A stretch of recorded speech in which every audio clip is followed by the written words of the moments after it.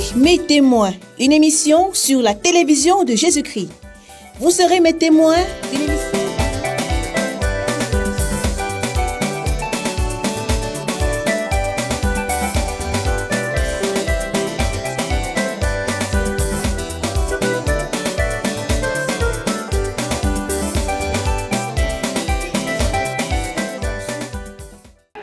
Vous serez mes témoins.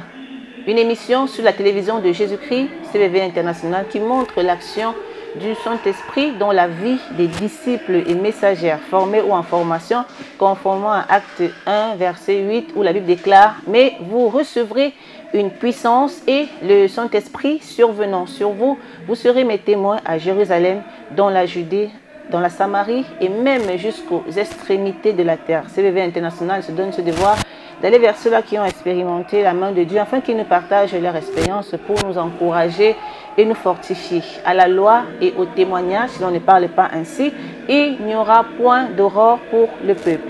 Mesdames, messieurs, bien-aimés dans le Seigneur Jésus-Christ, shalom. Merci de votre indéniable fidélité et bienvenue à cet autre numéro de Vous serez mes témoins, où nous sommes très honorés de recevoir pour vous dans ce plateau Papa Bomba Julien. Shalom papa. Shalom, shalom maman. Bienvenue à Kinshasa. Bienvenue, merci. Que Dieu bénisse votre séjour. Amen. Alors vous êtes de la promotion Josué de Yaoundé, vous avez été consacré, mais actuellement vous êtes au siège de Douala au Cameroun. Au ministère, vous êtes staff partenaire et vous travaillez dans la conduite de réunions. Socio-professionnellement, vous êtes tout récemment expert en management des organisations publiques, obtenu à l'Institut supérieur de management public du Cameroun. Vous êtes marié à une jolie femme et père de plusieurs enfants, papa de la multitude. Amen. Alors, vous êtes issu d'une fratrie de 9 enfants, vous êtes le 3e. Papa Bomba, quelle était l'ambiance familiale quand vous grandissiez? Merci de me donner la parole sur CVV International en ce jour.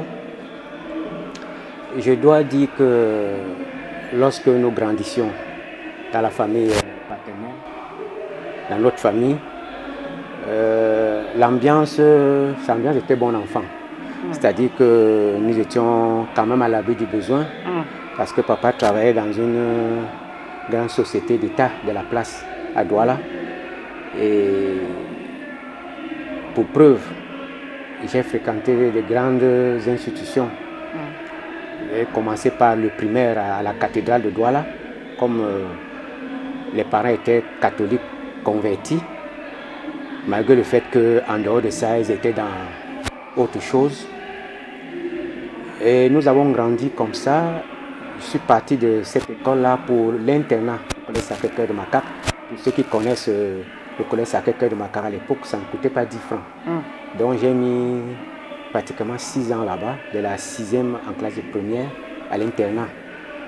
Et j'y allais, je vivais comme tous les autres enfants, avec argent de poche, les études payées. Bref, j'étais à l'aise. Mes frères et gamins étaient à l'aise, ceux qui étaient restés à Douala avec les parents. Donc voilà un peu le cadre dans lequel nous avons vécu. Sauf que comme tout parent africain, votre parent cherchait la protection chez les marabouts pour ses enfants. Effectivement, pour ça, papa ne blaguait pas. Malgré le fait qu'il était catholique, je ne sais pas, c'est aujourd'hui avec un peu de recul que je me rends compte que chaque fois j'étais au pauvre à l'église catholique, on n'est pas véritablement convaincu de ce Dieu-là, de ce côté-là. Parce que papa avait son marabout qui était du côté du sud-ouest et qui nous suivait. Il était comme notre médecin. Avec la sorcellerie du village, avant d'aller au village, il venait, il faisait des histoires, des rituels. Et c'est comme ça que nous partions avec tout ça. Parfois même à l'école, la protection, il venait. Et je me dis que c'est tout ça qui a eu une répercussion sur moi, particulièrement, et certainement sur mes frères et sœurs aussi après. Alors, quelle était votre vie avant de connaître le Seigneur en tant que jeune? Oui, avant de connaître le Seigneur, je dois dire que je n'avais pas la crainte de Dieu. Parce que l'expression crainte de Dieu, je l'ai connue au ministère chrétien de combat spirituel. L'église catholique où nous étions assidus, on ne nous parlait pas de la crainte de Dieu là-bas. C'est arrivé au ministère que j'ai compris ce que c'est que la crainte de Dieu. Et avant d'arriver au ministère, j'ai dit ma vie était une vie calme mais désordonnée. Parce que très impudique, menteur, rusé, comme Jacob. C'était vraiment la vie de Jacob. Rusé, menteur, idolâtre, beaucoup plus d'impudicité. Voilà un peu comment... Alors en 1999, vous vous mariez avec votre chère et tendre épouse? Oui, en 1999, papa commençait de regretter, mais moi commençais déjà à me bousculer. Il faut que je me marie, je suis l'aîné des garçons, comme la coutume le veut en Afrique. Il faut que l'aîné des garçons se marie et tout. Alors, c'est comme ça donc que je rencontre ma chérie. Et de fil en aiguille, je constate qu'on peut faire de grandes choses ensemble. Et je me marie donc avec elle le 24 avril 1999. Et à l'époque, étant encore catholique, on s'est marié à l'état civil et à l'église religieusement. Alors, comment était votre vie de couple avant d'arriver au ministère chrétien du combat spirituel? Alors, avant d'arriver au ministère chrétien du combat spirituel, notre vie, je peux dire qu'elle était normale entre guillemets. Normale dans ce sens que j'avais mon petit job. Elle cherchait le travail. Et son père, qui était haut placé à l'époque, avait donné les instructions pour qu'on puisse lui trouver un travail pour avoir de concours, soit à l'école nationale d'administration de magistrature, soit ailleurs. Mais à l'école nationale d'administration et de magistrature, elle a présenté le concours, elle n'a pas été reçue au concours. Quand le concours de la police est lancé, alors on se dit il faut qu'elle présente le concours puisqu'on veut le travail. Alors, le particulier de son papa à l'époque me dit beau frère, tu acceptes que madame aille porter les épaulettes en Afrique, c'est pas bon, hein? Il lui dit que moi je n'ai pas de problème. Si ma femme travaille, épaulette ou pas épaulette, si elle travaille et que le travail est continuel, moi je ne trouve pas d'inconvénient à ça. C'est comme ça donc que ma chérie est reçue à ce concours et elle commence la formation. Quand elle finit la formation, elle me rejoint à Douala, où je travaillais déjà. J'avoue que ce travail n'était pas un travail à long terme. J'avais eu dans cette PME-là, j'avais eu un contrat de 18 mois. Quoique je fus à l'époque chef de département marketing et commercial, avec quelques avantages quand même, comme la voiture de service, mais ce n'était pas à long terme. Elle me rejoint donc là-bas. Et voilà comment nous commençons une vie de couple, nous continuons notre vie de couple parce que nous l'avons déjà commencé avant qu'elle trouve du travail. En 2002, vous êtes invité au ministère chrétien du combat spirituel. Oui, en 2002, je suis invité au ministère chrétien du combat spirituel. Alors là, il se trouve que là où je travaillais dans cette PME-là, nous avons deux temps, de 8h à 12h et de 14h30 à 18h. Alors j'avais en face de moi une boutique de lingerie. Il y avait un merveilleux couple qui avait cette boutique-là et la maman vendait sa lingerie dedans. Ce couple-là, je l'ai salué d'ailleurs au passage. Tant toutefois vouloir citer leur nom, ils vont se reconnaître dans le témoignage. C'est eux qui m'amènent au ministère. Donc à la pause, j'allais souvent dans cette boutique-là regarder la lingerie, parfois acheter. Et c'est comme ça que j'ai commencé à sympathiser avec le couple. Et le couple m'invite donc au ministère chrétien du combat spirituel à Bonabéry. Et quand vous êtes arrivé, vous avez vu la différence entre l'église où vous partiez avant et le ministère chrétien du combat spirituel? Effectivement, quand j'arrive à Bonabéry, au ministère chrétien du combat spirituel, je constate qu'il n'y a pas de prêtre, il n'y a pas de pasteur, mais que l'homme de Dieu qui parle est pertinent dans ce qu'il dit, dans l'enseignement qu'il donne, dans les affermissements qu'il est en train de donner. Et il nous parle de quelqu'un qui vient au Seigneur. Alors, il parle d'un trou qui est à la boue et de quelqu'un qui est dans le trou. Alors, il dit, quand on sort cette personne du trou, cette personne est comment? Nous disons, il a la boue sur lui. Il dit, effectivement, la boue là, c'est le péché. Donc, au fur et à mesure que tu te présentes devant la face de Dieu, il enlève cette boue-là. C'est la délivrance. Il enlève cette boue-là. C'est cet enseignement qu'il était en train de donner. Et je constate qu'il n'y a pas de rituel.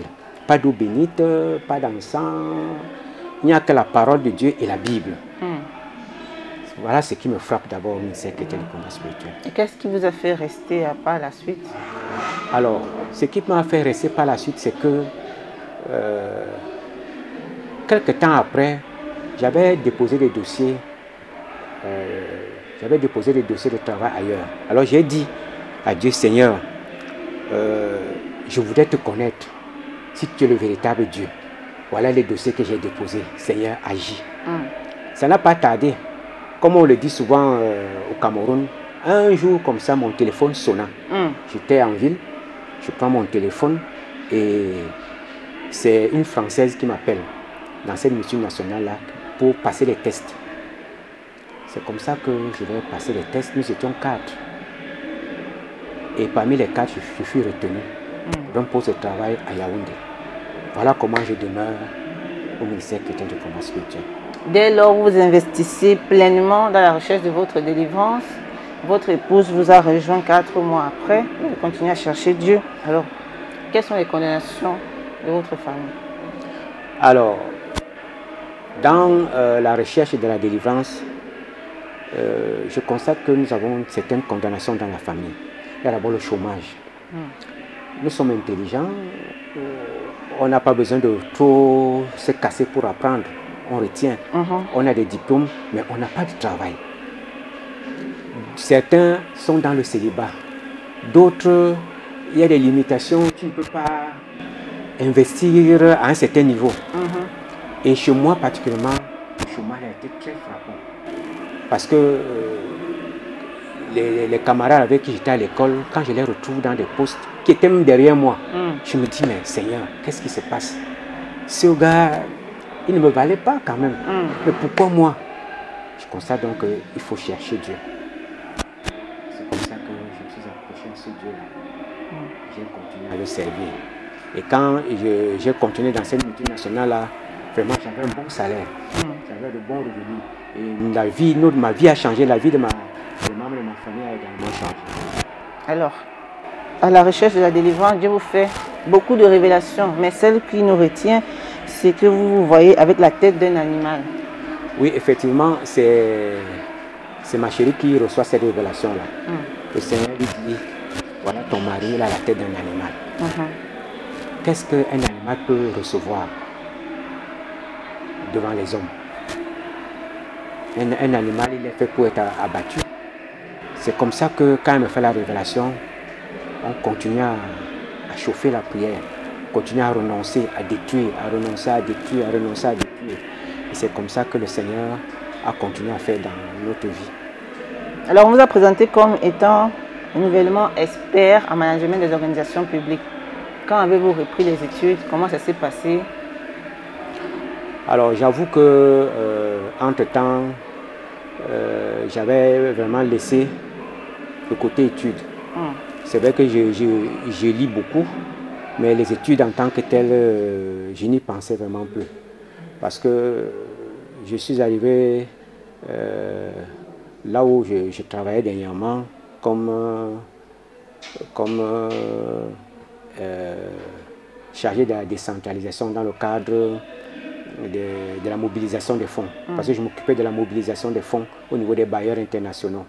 Tout ça, j'ai appris ça par le Dieu du ministère qui était du combat spirituel, qui m'a donné l'intelligence et la sagesse de le faire. Parce que quand j'arrive dans ce programme, je n'ai qu'une licence de droit public avec une expérience professionnelle avérée quand même. Alors, je commence à travailler et le Seigneur me montre au fur et à mesure, il me parle, il me montre comment travailler, comment améliorer mon travail. Alors, quand on lance le concours de l'ISMP, j'ai un couple dont l'épouse dont la femme a été à la police avec mon épouse. Donc ce frère-là me dit, il y a le concours de l'ISMP qui est lancé. Tu ne peux pas présenter. J'ai dit, mon frère, à mon âge, je vais aller concourir avec les enfants. Il me dit, non, vas-y, c'est un bon truc. Ça va améliorer ton statut professionnel et tout. Il m'encourage donc comme ça. C'est comme ça que je dépose le dossier. Je dépose le dossier, je vais présenter le concours. Je fais l'écrit, je fais l'oral et par la grâce de Dieu, je suis reçu à ce concours. Je suis reçu à ce concours.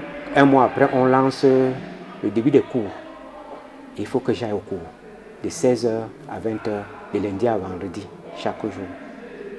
C'est comme ça que, par la grâce de Dieu, avec tous les combats que cela a entraîné dans mon lieu de service, j'ai commencé le cours à l'ISMP. On a fini la première année, j'ai été reçu, je suis allé en deuxième année. Et à l'issue de la deuxième année également, on a présenté l'examen de sortie. J'ai été reçu. Et comme l'examen de sortie en 2 phases, il y a l'écrit et il y a la soutenance. Alors il fallait que je fasse la soutenance, que je termine mon mémoire. Ce que j'ai fait par la grâce de Dieu. Et quand j'ai présenté mon mémoire, j'ai eu 90 sur 100. J'ai eu 90 sur 100, donc ça s'est très bien passé. Et la cérémonie de diplomation a eu lieu en octobre dernier. Alors, l'ennemi ne s'est pas fatigué parce que vous avez obtenu une victoire, d'autres représailles de la coutume parce que vous avez décidé de construire. Oui, là encore c'est un autre pan parce que dans ma famille, personne, en dehors de mon père, personne n'avait jamais essayé de construire. Moi j'ai dit, je suis là avancé en âge, il faut que je construise. Je commence les travaux et quand je commence les travaux, la maladie aussi arrive dans ma vie. Je suis attaqué. Je suis attaqué et pendant que je cherche les voies et moyens pour endiguer la maladie, une voix me dit, c'est le problème des récabites. Les récabites n'avaient droit à rien. Il y avait une limitation. Pardon. Si tu traverses la limitation, si tu brises la limitation, tu vas voir ce qui va t'arriver. C'est comme ça que j'ai commencé à forcer, janvier, février. Mais en mars, je vous dis, mars, avril, ça n'a pas été facile. J'ai été vraiment touché. Mais je n'ai pas baissé les bras parce que je me suis dit, nous servons un Dieu puissant. Amen. Ce Dieu-là, c'est Jéhovah Rapha. Si tu t'abandonnes à lui, lui va faire le reste. Et c'est comme ça que nous avons commencé les prières.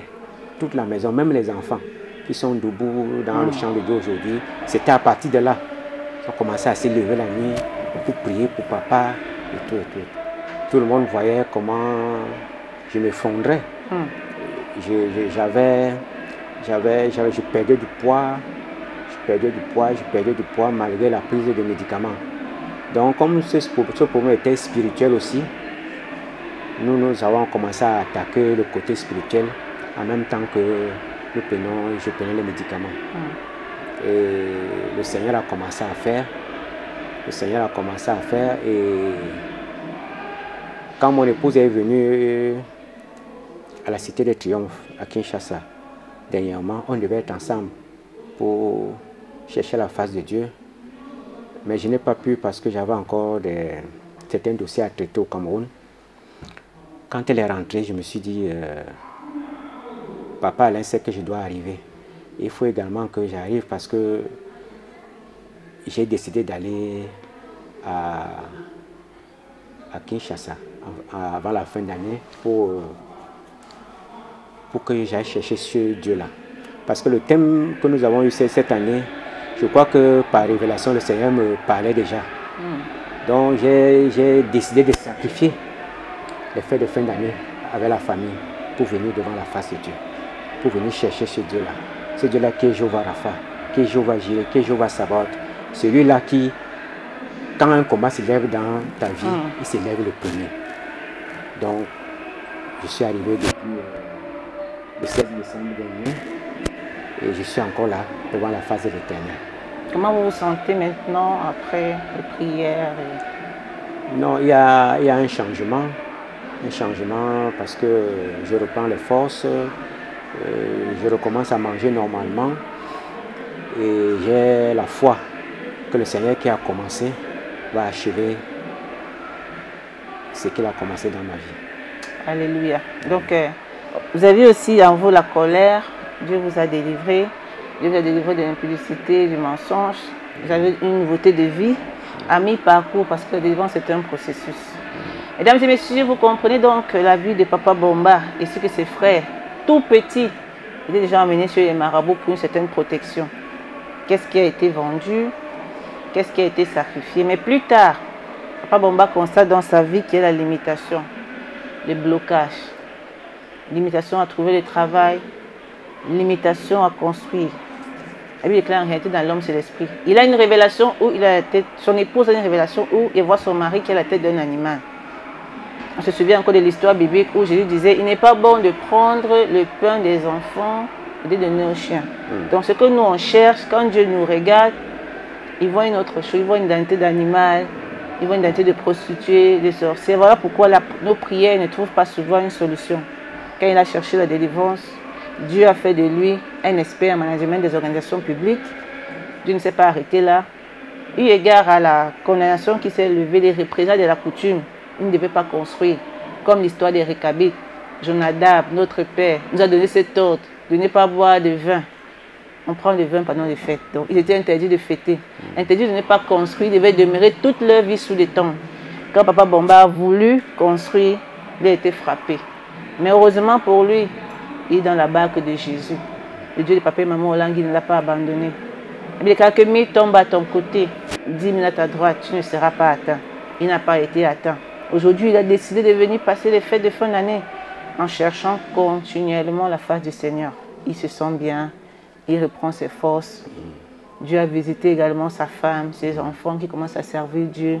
Papa Bomba, comment ne pas remercier ce Dieu du ministère chrétien du combat spirituel? Quand vous regardez là où vous venez, ce que Dieu a fait dans votre vie personnelle en termes de délivrance, il vous a fait reprendre les études, vous avez un nouveau statut, il vous a épargné des pièges d'ennemis, des projets de ténèbres. Parce que Jean pouvait le dire, je sais que mon Rédempteur est vivant et qu'il se lève le dernier.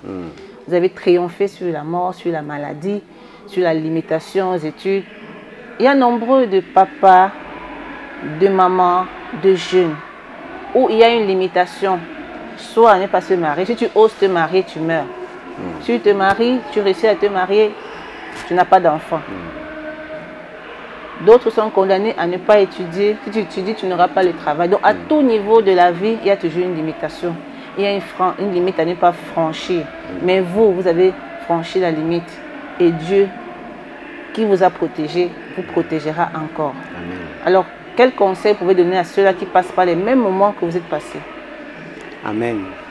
Alors, le conseil que je pourrais donner à mon frère, à ma soeur, au JCC, cet après-midi, c'est que quand on est dans l'âge, que le ministère chrétien du combat spirituel, nos parents d'heureuse mémoire ont traité une alliance avec Dieu. Amen. Quand on est sous cette alliance-là, au ministère chrétien du combat spirituel, et qu'on donne notre vie à Christ, on dit Seigneur, je suis dans ta maison. Tes serviteurs d'heureuse mémoire t'ont cherché, ils t'ont trouvé. Ils sont devenus tes amis. Aujourd'hui, je voudrais faire comme eux. Je m'accroche à cette alliance-là. Si tu es dans cette alliance-là, quels que soient les combats, comme maman l'avait dit, quel que soit ce qu'on vit, quel que soit ce qu'on voit, nous serons vainqueurs. Amen. Nous serons vainqueurs. Amen. Parce que ce Dieu-là, il est tout puissant. Il est Jéhovah Rapha. Amen. Il est Jéhovah Jireh. Alléluia. Il est Jéhovah Sabaoth. Amen. C'est lui qui est la lumière du monde. Si on suit la lumière du monde, on ne sera jamais à côté.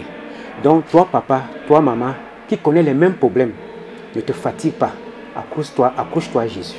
Maman, accroche-toi à Jésus. JCC, accroche-toi à Jésus. Et tu verras la solution dans ta vie. Tu verras la solution dans ta vie. Je ne sais pas quel est l'interdit de ta famille. Qui a donné l'ordre? Qui est le récabite qui vous a interdit de vous marier, d'étudier, de voyager, de construire? Nous avons un Dieu qui est la fin de la loi. Restons accrochés. Le thème de l'année 2025 nous demande de chercher continuellement la face de Dieu. À cette recherche est attachée des bénédictions. D'abord, la délivrance spirituelle, ensuite la matérialisation sur le plan physique. Alors, Papa Bomba, merci pour votre témoignage qui nous a bénis. Que Dieu bénisse votre femme, que Dieu bénisse vos enfants. On rappelle, mesdames et messieurs, qu'on a reçu pour vous, Papa Bomba Julien, de la promotion Josué de Yaoundé, où il a été consacré actuellement au siège de Douala, où il est staff partenaire. Il conduit aussi les réunions de prière. Tout récemment, il est expert en management des organisations publiques, marié et père de plusieurs enfants. Votre témoignage nous a bénis. Que Dieu vous comble de ses grâces et qu'il parfait la délivrance dans votre vie. C'est moi qui vous remercie. À nous revoir, mesdames et messieurs, pour un prochain numéro. Shalom. Shalom. Vous serez mes témoins, une émission sur la télévision de Jésus-Christ. Vous serez mes témoins, une émission...